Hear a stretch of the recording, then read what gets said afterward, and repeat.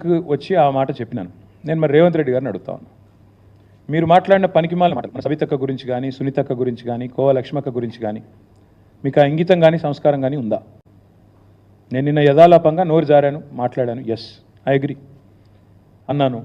హుందాగా మా చెల్లెల్ని, మా అక్కల్ని మాట ఏదైతే మాట్లాడాను దానికి క్షమాపణ అడిగాను. నీకు ఆ సంస్కారం ఉందా? ఉంటే చెప్పు.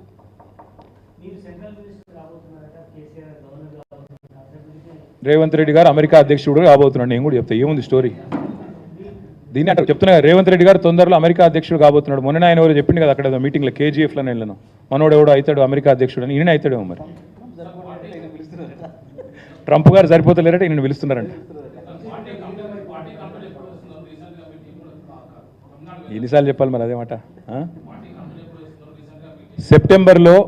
సెప్టెంబర్లో మా పార్టీ యొక్క సీనియర్ నాయకుల బృందం ఒకటి, మేము కొన్ని ప్రాంతీయ పార్టీలు ఏవైతే సుదీర్ఘకాలంగా బ్రహ్మాండంగా ప్రజాక్షేత్రంలో పనిచేస్తున్నాయో, డిఎంకే కావచ్చు, ఇంకా ఇతర ప్రాంతీయ పార్టీలు కావచ్చు, వాటిని అధ్యయనం చేయడానికి నేను కూడా వెళ్తాను. నాతో పాటు సీనియర్ నాయకుల బృందం, మాజీ మంత్రులు, పెద్దలు, శాసనసభ్యులు, సీనియర్ పార్టీ నాయకులు అందరం కలిసి కొన్ని రాష్ట్రాలకు పోదాం అనుకుంటున్నాం. ముఖ్యంగా ప్రాంతీయ పార్టీలు, డిఎంకే కావచ్చు, బీజేడీ కావచ్చు, టీఎంసీ కావచ్చు, ఇతరత్ర వాటిని అధ్యయనం చేయడానికి పోవాలనుకుంటున్నాం. సెప్టెంబర్లో ఆ పని చేస్తాం.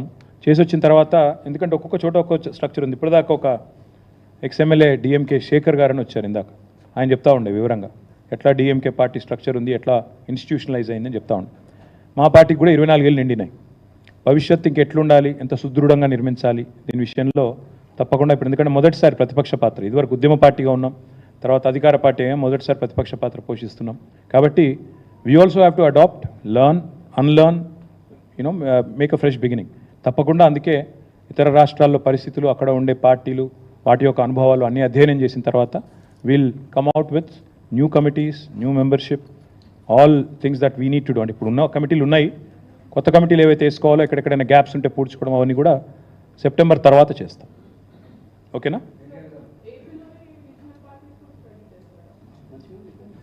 మంచి ఎక్కడున్నా నేర్చుకోవడం తప్పే ఉంది. డెఫినెట్గా Telugu Desam party and YSRCP party రెండు కూడా రీజనల్ స్ట్రాంగ్ పార్టీస్. వాటిలో కూడా I'm sure there are lot of things that we can pick up from. So Telugu Desam has been around 40 years నుంచి ఉంది Telugu Desam.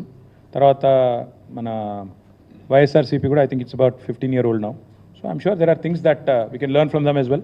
We may not go to AP, but we can learn from them because they are all here anyway. So we can obviously learn from them.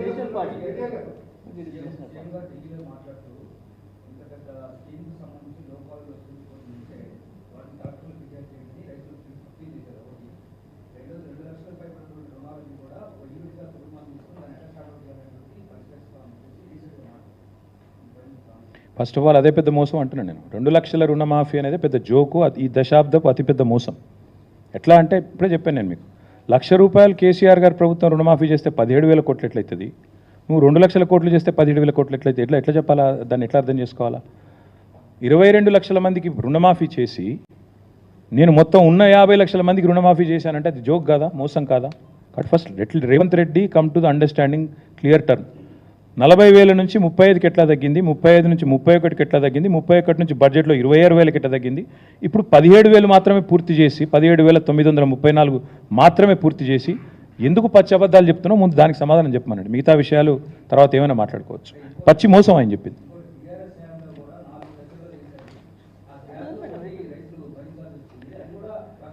BRS ఎన్నడూ కూడా ఏకకాలంలో చేస్తామని మీలాగా పచ్చి అబద్ధాలు చెప్పలేదు. బీఆర్ఎస్ ఏనాడు కూడా మీలాగా ఫలానా రోజే సంతకం పెడతామని డైలాగులు కొట్టలేదు. ఎవడు కొట్టమన్నాడు నిన్ను? చేతగానోడివి ఎందుకు పెద్ద పెద్ద మాటలు మాట్లాడాలి? December 9 చేస్తా అని డైలాగులు కొట్టి ఏకకాలంలో అని చెప్పి 12 సార్లు పత్రికా ప్రకటనలు ఎందుకు? కాబట్టి నువ్వే ఒప్పుకున్నట్టు కదా. బీఆర్ఎస్ మేము చెప్పిందే చేశాం. బీఆర్ఎస్ మీరు 2 లక్షల రుణమాఫీ అంటే కూడా మేము 1,00,000 చేస్తామని చెప్పాం, మమ్మల్ని నమ్మారు. కాబట్టి నేను అనేది అలా ఒకటే, ఆయన మీరు ఆయన్ని అడగండి. మోసం చేసి 40,000 కోట్ల నుంచి 17,934 తెచ్చినందుకు ఆయనకు రైతులే ఊర్లలో పోతే సమానం చెప్తారు.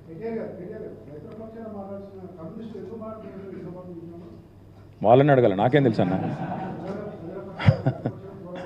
కరెక్టే రాములన్న, వాళ్ళని అడుగు. మరి సోదరులు పాపం సాంబశివరావు గారు వాళ్ళ ధృతరాష్ట్ర కౌగిల్లో ఉన్నట్టున్నారు, వారిని అడగండి, నాకేం తెలుసు.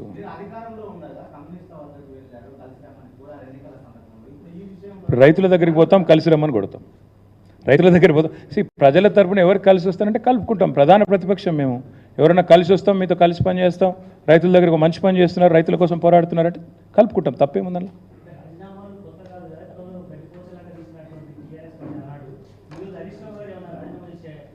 మాకు రాజీనామాలు కొత్త కాదు, రేవంత్ రెడ్డికి మోసం కొత్త కాదు. రాజకీయ సన్యాసం తీసుకుంటా అని మాట తప్పిన సన్యాసి ఎవడండి? కొడంగల్లో ఓడిపోతే రాజకీయ సన్యాసం తీసుకుంటా అని డైలాగులు కొట్టి 2018లో మాట తప్పిన సన్యాసి ఎవడు? ఇది నేను మా సోషల్ మీడియా సోదరులను అడుగుతున్నా, దయచేసి చెప్పాలని కోరుతాం. Thank you. ఎలక్షన్ వస్తుంది, రెడీగా ఉంటున్నాం బ్రదర్.